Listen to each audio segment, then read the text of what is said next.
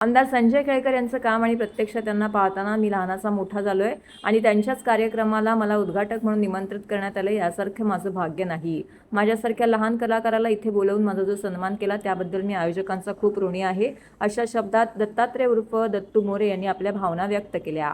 आमदार संजय केळकर यांच्या संस्कार सेवाभावी संस्था आणि कोकण विकास प्रतिष्ठान यांच्या संयुक्त विद्यमाने आयोजित महाराष्ट्र शासनाच्या कृषी पणन मंडळाने पुरस्कृत केलेल्या 18व्या आंबा महोत्सवाचे उद्घाटन हास्य कलाकार दत्तात्रय उर्फ दत्तू मोरे यांच्या हस्ते करण्यात आलं। यावेळी ते बोलत होते।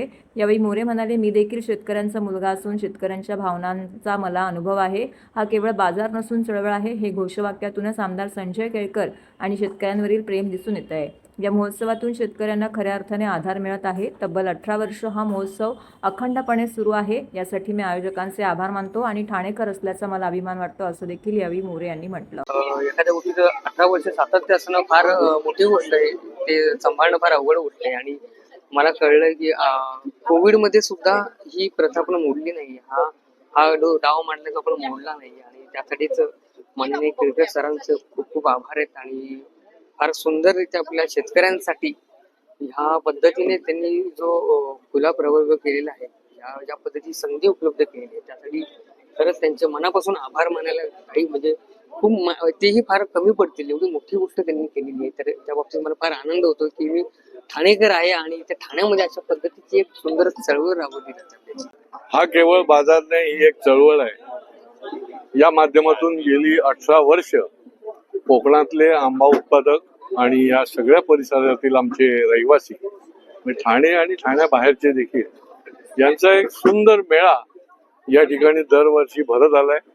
आणि 1 मेला त्याचं सुरुवात होते, आज याची सुरुवात झालेली आहे। मला खात्री आहे की दरवेळेला हवामानाच्या बदलामुळे शेतकरी अत्यंत त्रस्त असतो, चिंतेमध्ये असतो, तरी देखील तो कष्टाने धैर्याने या ठिकाणी आंबा उत्पादक शेतकरी आपले आंबे घेऊन येतो।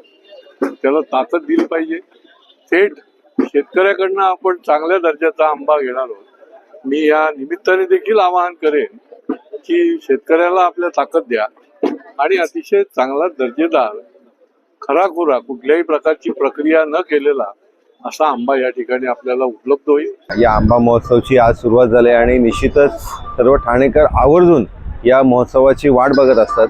कारण आपण बघतो की सर्वसाधारणपणे मार्केटमध्ये आपल्याला कोकणाचा आंबा म्हणून कर्नाटक किंवा दुसऱ्या राज्यातले आंबे हे दाखवले जातात, पण या इकडे आपल्याला कोकणातला खराखुरा देवगडचा आंबा असेल, त्याचबरोबर रत्नागिरीचा आंबा असेल, या इकडे दापोलीचे आंबे आहेत, अनेक प्रकारचे अनेक कलमांच्या मधनं तयार केलेले आंबे या इकडे बघायला भेटतात। आजच आता या इकडे आपल्याला आवर्जून 5 कलमांमधनं एक आंबा तयार केलेला हे बघायला भेटतो आणि त्याचा एक गोडवा निश्चितच वेगळा आहे।